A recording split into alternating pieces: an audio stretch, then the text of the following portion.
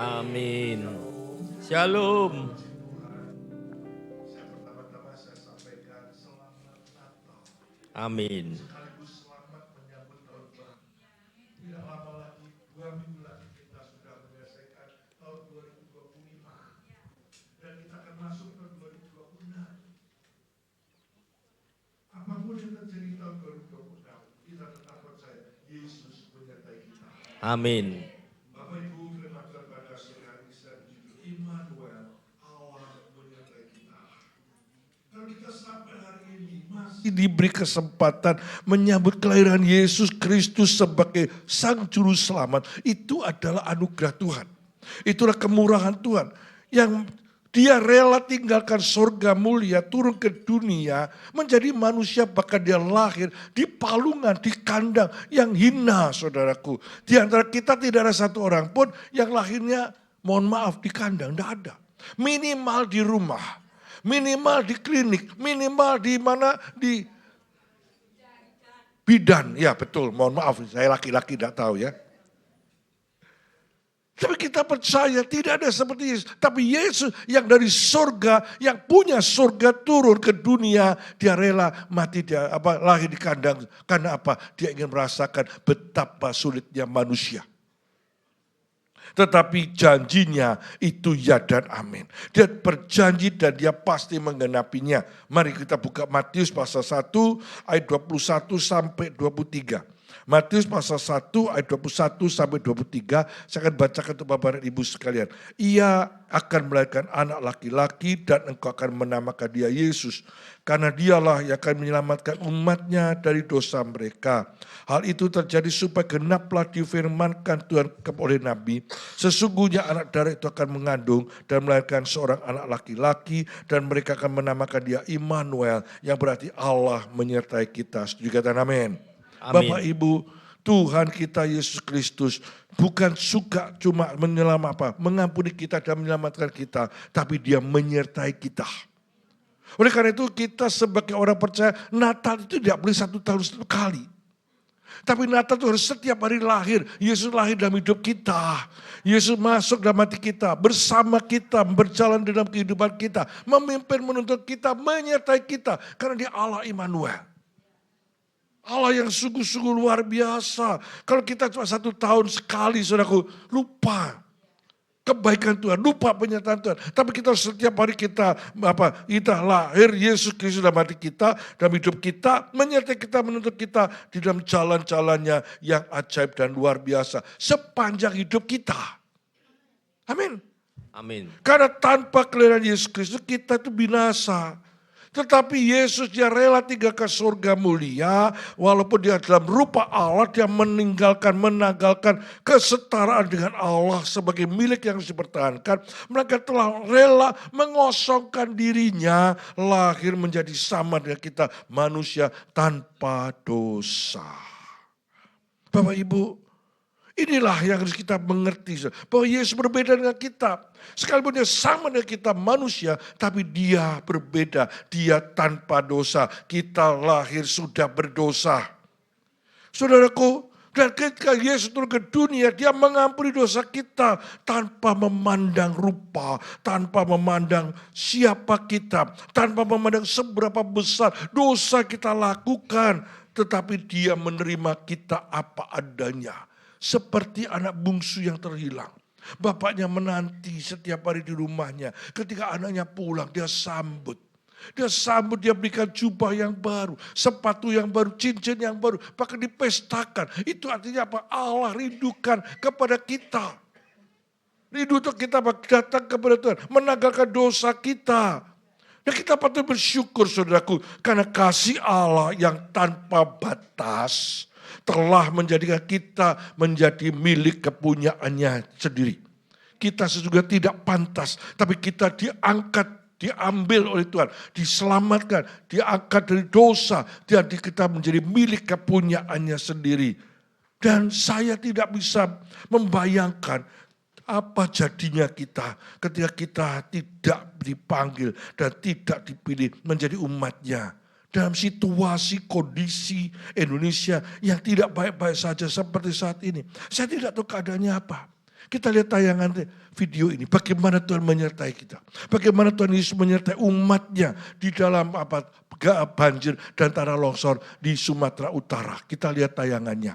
Di tengah bencana alam, arus batu-batu besar muntahan mulut lembah yang menyembur kuat menghempas wilayah desa Simangulampe tiba-tiba berhenti di depan gereja Katolik Stasi Santo Mikael, Paroki Dolok Sanggul, Keuskupan Agung Medan. Batu-batu ini berhenti dan sujud menghadap rumah kediaman Tuhan yang dilindungi malaikat Mikael. Malaikat Mikael, mauliatima alat zagabon dengan sehami agumum mudo na magjaga doro di Tuhan asa tungtong dengan asa pasok namin kaya sa namin abi kabinganan anak pahaporsyawan niya karwasmu di bagasan ko niyama dohot anak dohot tuti Tuhan penjaga dan benteng perkasa, dalam lindungannya aman sentosa. Amin. Yang kedua, Kuasa Allah nyata di tengah bencana. Guys, pagi ini saya mau berbagi sedikit cerita tentang miracle mukjizat Tuhan yang terjadi pada saat bencana banjir dan longsor di Kabupaten Tapanuli Tengah, Sumut kemarin. Di kota Pandan Tamtang ada sebuah biara kesusteran yang bernama OSF San Damiano. Biara ini terletak pas di bawah sebuah bukit yang dinamakan Bukit Laverna. Pada saat terjadi bencana, Bukit Laverna ini longsor melumpur deras ke arah biara. Dengan kekuatan alam sebegitu besar, biara yang berisi para suster dan anak-anak tersebut harusnya sudah rata sama tanah bersama seluruh penghuninya. Tapi seolah ada tangan tidak kelihatan yang menahan, longsor tersebut berhenti pas di depan biara setelah menghancurkan tembok dan gerbang masuk biara. Mari kita simak kesaksian pastor dan suster di sana. longsoran ini berhenti di pintu gerbangnya ke belakang susteran ini. Nah, ke sana dia pergi. Anak-anak itu selalu mendapat sarapan di sini dengan keinginan Tuhan bahwa hal itu akan selamat. Menurut kamu, tangan siapakah yang bekerja di situ kan? Miracle mukjizat Tuhan itu ada, guys. sudah cukup. Inilah bukti penyertaan. Kuasa Allah nyata di tengah. Bukti Tuhan itu menyertai. Bagaimana ada tanah longsor, di bawah bukitnya begitu kuatnya longsoran itu terjun dari atas turun ke bawah. Tetapi dia tidak masuk ke pati atau ke susteran atau ke gereja. Dia berhenti di depan pintunya. Itu penyertaan Tuhan. Tanpa penyertaan Tuhan itu semuanya hancur. Karena ada 1.000 lebih yang meninggal di sana, saudaraku. Itu penyertaan Tuhan, itu keajaiban Tuhan, itu mujizat Tuhan. Dan bagi kita yang percaya, kita harus memiliki iman percaya bahwa Ia Immanuel menyertai kita. Apapun keadaan kita, situasi apapun kita hadapi, keadaan paling buruk sekalipun, kita tetap tenang, kita tetap percaya bahwa Tuhan tidak pernah meninggalkan kita, bahwa Tuhan tidak pernah melupakan kita. Tapi kita harus memiliki iman yang teguh untuk kita tetap percaya kepada Dia. Setuju kata amin? Amin. Bapak Ibu, karena Tuhan telah menopang kita, menolong kita, mempersiapkan kita. Kebanyakan orang berkata masuk tahun 2026 itu keadaan tidak baik-baik saja. Biar keadaan tidak baik-baik saja. Kita juga tidak lepas dari masalah. Kita akan ikut dalam masalah. Tetapi Tuhan mempersiapkan berkat-berkatnya untuk kita masuk tahun 2026. Jaminan Tuhan menyertai kita, menopang kita. Oleh karena itu kita tidak perlu khawatir. Kita tidak usah khawatir karena Tuhan tidak pernah membiarkan kita atau meninggalkan kita berjalan sendirian.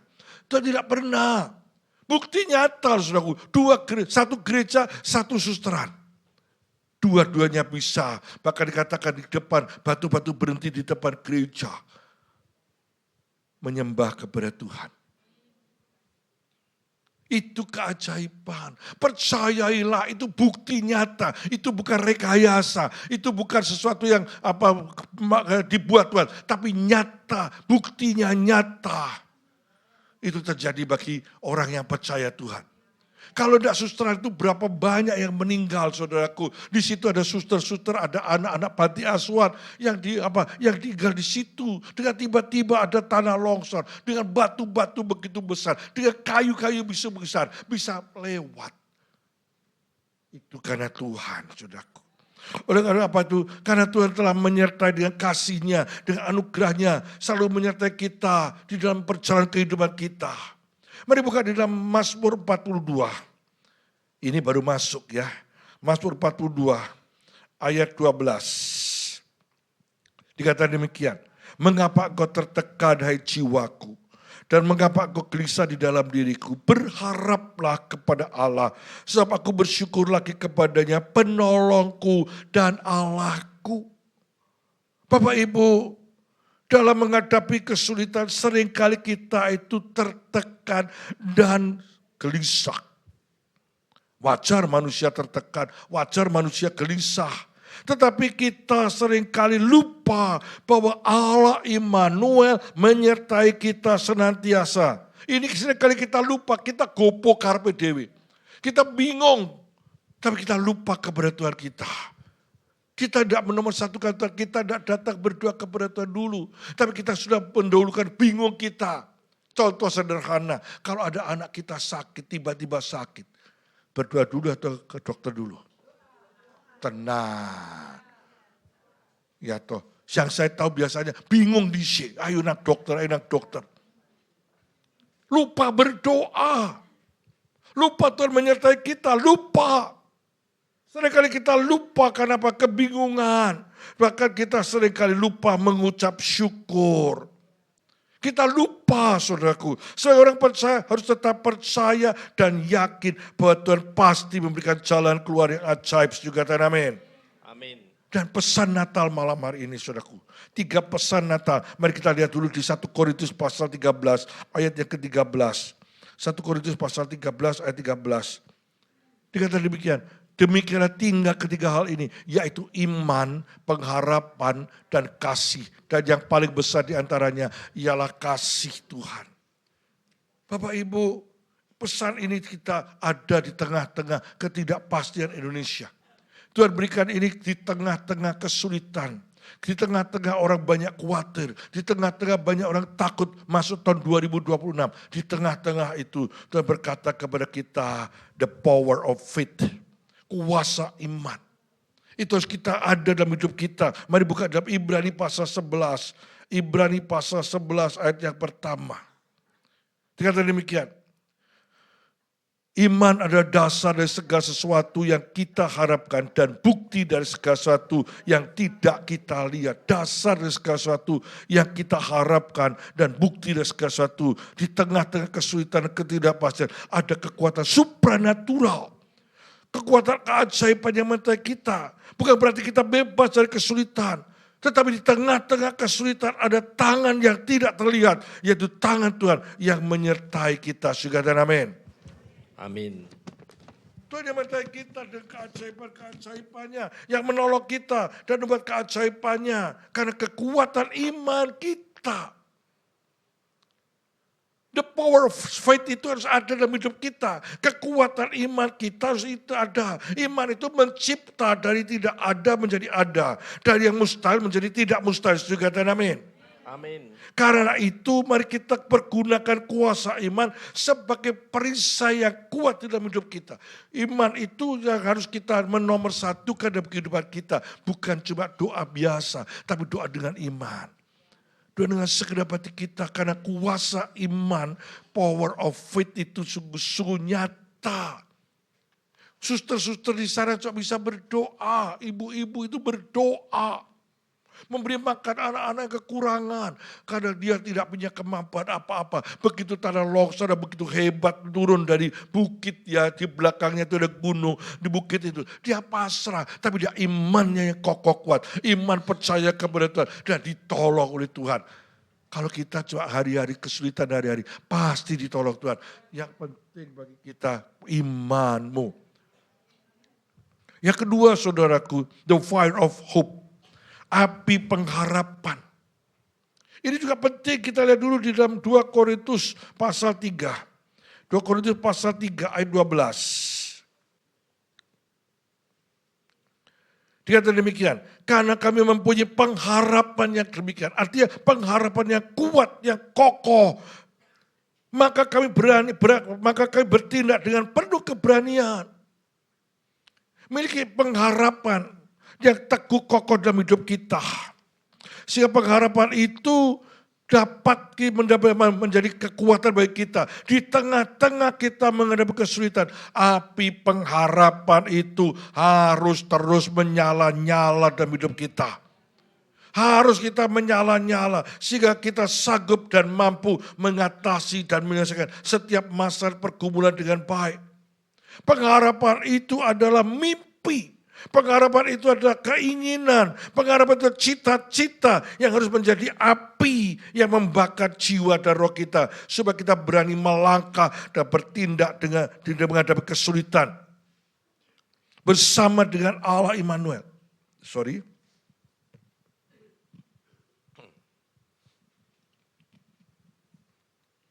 Api pengharapan itu bersama-sama Allah Immanuel, Yesus Kristus yang akan menopang dan menolong kita dengan keajaibannya. Seringkali kita minta keajaiban terjadi dalam hidup kita, tapi kita tidak mempunyai pengharapan, tidak punya api pengharapan. Seringkali api pengharapan kita padam. Kenapa? Kesulitan, tantangan dan masalah. Sehingga semangat kita juga menjadi lemah, semangat kita menjadi loyo, semangat kita menjadi patah, saudaraku. Kenapa? Kesulitan, tidak ada harapan. Kalau kita merasa tidak ada harapan, memang kita tidak bisa apa-apa. Kita tidak punya harapan. Tapi kalau kita punya harapan, kita punya pengharapan. Dan itu menyala-nyala di dalam hati kita. Menyala-nyala dalam hidup kita. Percayalah Tuhan akan menopang kita. Tuhan akan menolong kita ketika kita sedang mengalami tantangan pergumulan. Kalau kita boleh sampai hidup sampai hari ini dengan keadaan yang luar biasa baiknya, itu karena pengharapan kita. Pengharapan kita kepada Tuhan dan pengharapan itu tidak menjadi padam. Ketika pengharapan itu tidak menjadi padam, kita mampu menanggung segala penderitaan dan kesulitan dalam hidup ini. Karena pengharapan kepada Tuhan tidak akan mengecewakan. Oleh sebab itu mari kita miliki pengharapan yang teguh dan kokoh. Yang ketiga, the heart of love, hati yang mengasihi. Kita hati yang mengasihi atau kita tidak. Kita baca dulu di dalam Matius 12. Matius 12 ayat 30 dan sampai 31. Matius 12 ayat 30.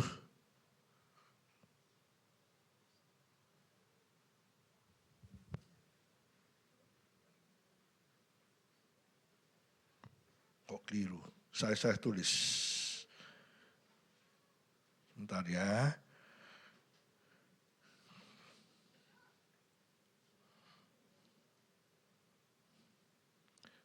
Matius 22 ayat 30.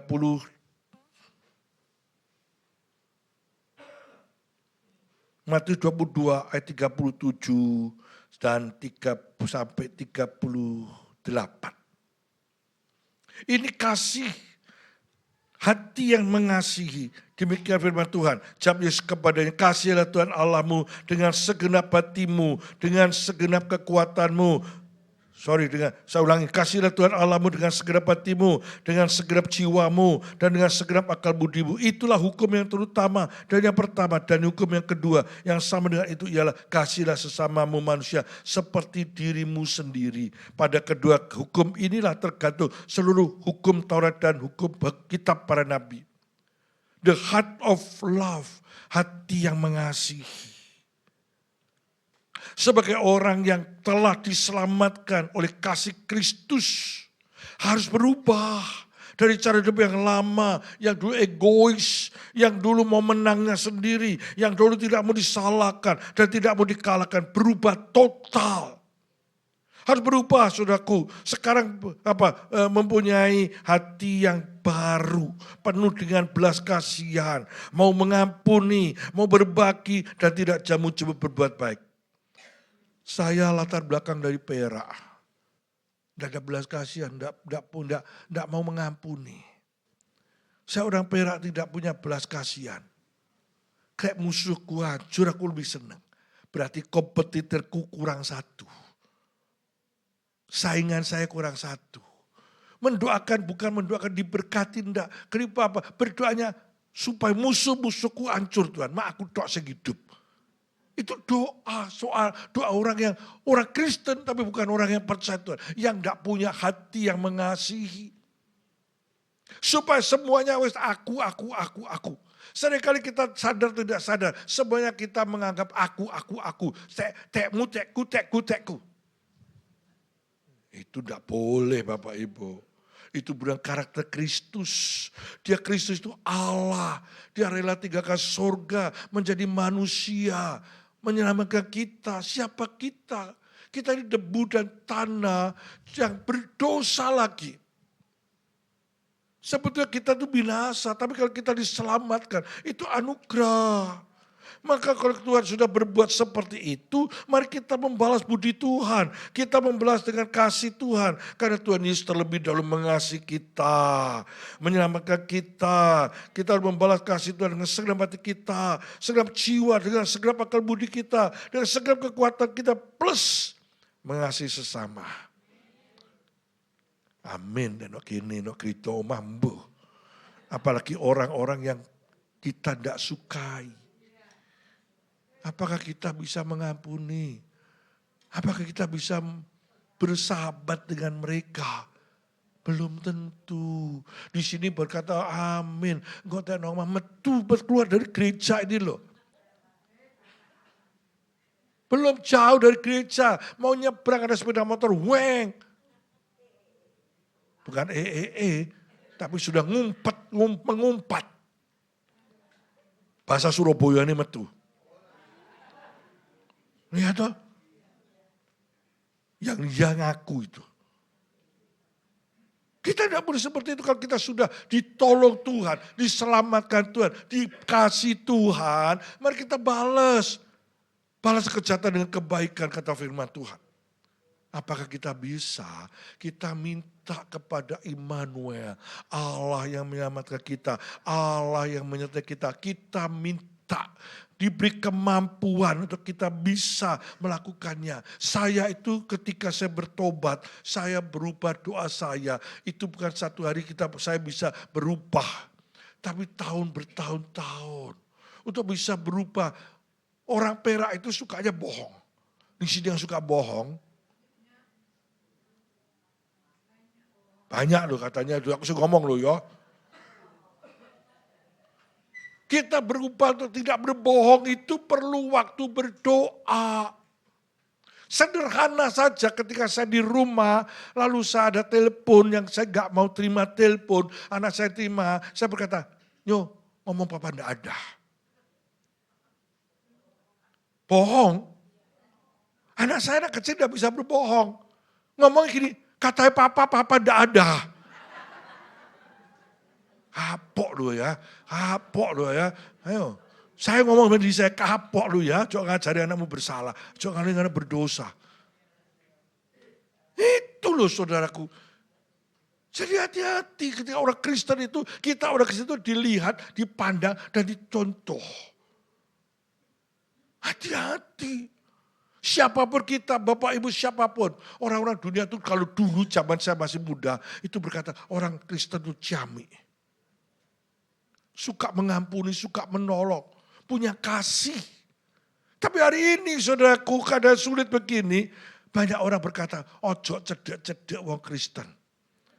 Seneng bujuk. Loh saya ini pendeta, tapi saya jarang dibohongi ya pendeta yang bohongi saya. Datang Pak tukar cek. Ya betul jawabannya cekcok. Tukar cek.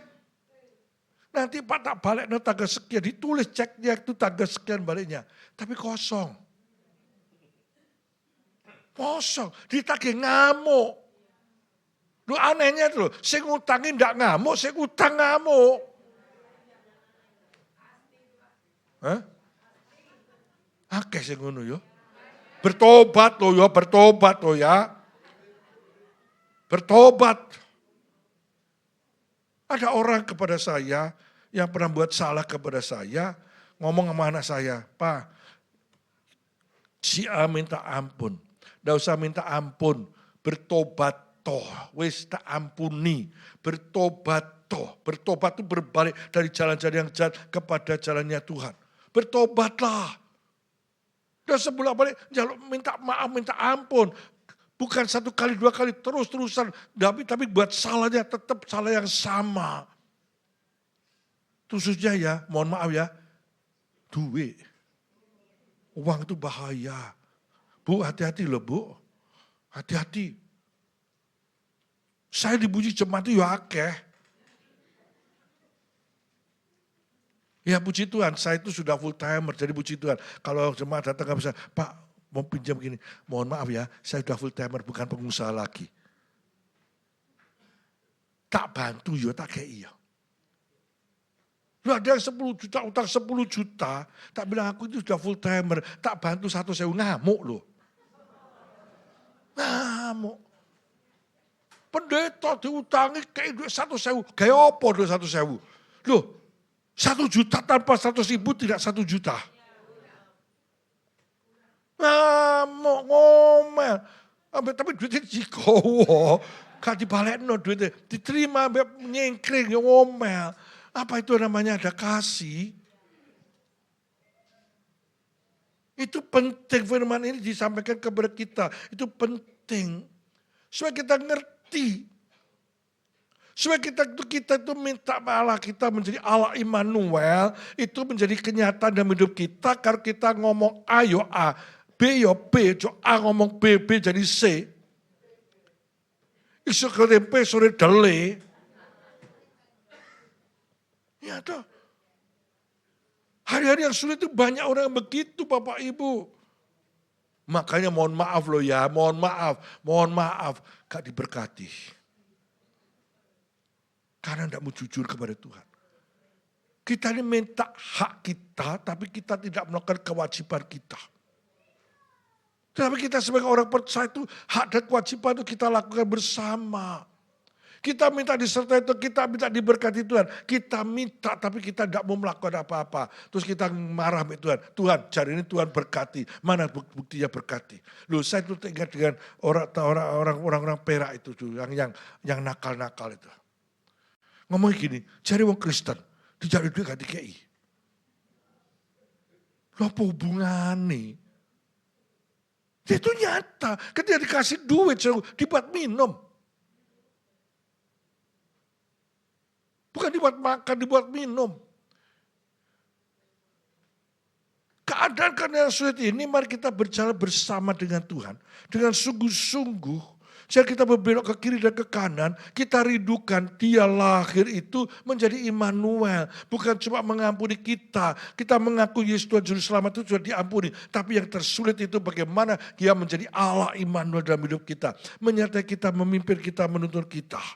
Dan hari ini, Natal hari ini, kita bisa menjadikan Allah Immanuel kalau kita dalam kehidupan kita berubah. Kita memakai power of faith, yaitu kuasa iman. Kita juga menjadikan fire of hope, yaitu api pengharapan. Dan the heart of love, yaitu hati yang mengasihi. Hati yang mengampuni. Mengampuni itu gampang atau susah? Kalau kita ada Roh Kudus gampang mengampuni. Tapi orang berkata begini, sekali tak ampuni lo ya, 2 kali tak ampuni, 3 kali tak ampuni lo, gak ada 4 kali lo ya. Gak ada 4 kali lo. Padahal firman Tuhan berkata apa? 70 kali 7 kali. Tidak minta ampun. Wes tojot, kalau saya katakan begini, wes gak usah minta ampun, tak ampuni, bertobat toh. Itu penting bagi kita. Untuk kita masuk tahun 2026 itu dengan berkat Tuhan. Dengan pimpinan Tuhan, penyertaan Tuhan. Dengan keajaiban Tuhan. Bagaimana kita bisa minta keajaiban Tuhan kalau kita tidak sungguh-sungguh datang kepada Tuhan? Apakah Tuhan datang kepada semua orang Kristen yang macam-macam itu? Tidak. Hanya orang-orang yang Tuhan datang kepada kita dengan hati yang tulus. hati yang punya iman percaya kepada Tuhan. Orang kita seringkali iri sama orang lain. Kenapa orang itu diberkati, aku gak ada diberkati. Lalu lihat diri kita, ngaca diri kita. Kita pasang kaca yang besar. Ini ada kaca, lihat diri kita. Apa kita sudah benar di mata Tuhan atau tidak? Kita mintanya, enak jaluk. Tapi kita gak berbuat apa-apa. Bukan itu, Tuhan gak berkata seperti itu Bapak Ibu. Tapi Tuhan mau supaya kita itu sungguh-sungguh rindu datang kepada Tuhan. Seperti anak yang terhilang.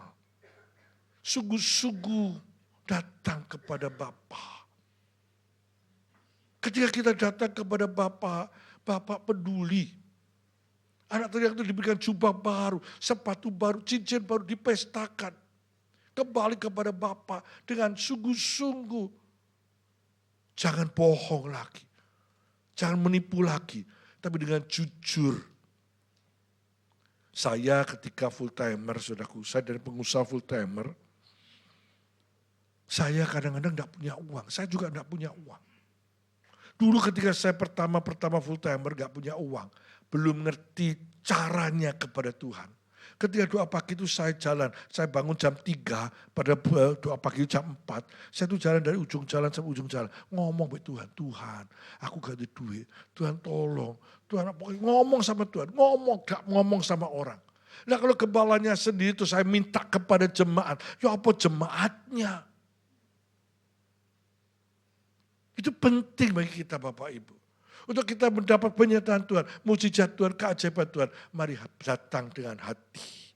Kita bawa hati kita dengan tulus kepada Tuhan. Persembahkan hidup kita kepada Tuhan. Maka Tuhan yang akan mengerjakan hal-hal yang luar biasa dalam hidup kita. Tuhan yang akan menyertai kita. Menjadikan tahun 2026 menjadi tahun kebangkitan kita. Amin. Amin. Amin. Ya Tuhan, tahun 2026 dari gelap menjadi terang. Saudara. Ini penting bagi kita. Supaya kita melihat kemuliaan Tuhan, mujizat Tuhan. Ketika kita datang kepada Tuhan, kita bawa kepada Tuhan. Kita persembahkan kepada Tuhan. Maka Tuhan akan melakukan perkara-perkara besar dalam kehidupan kita. Amin. Saya undang WM Musik mohon bantuan untuk ujian.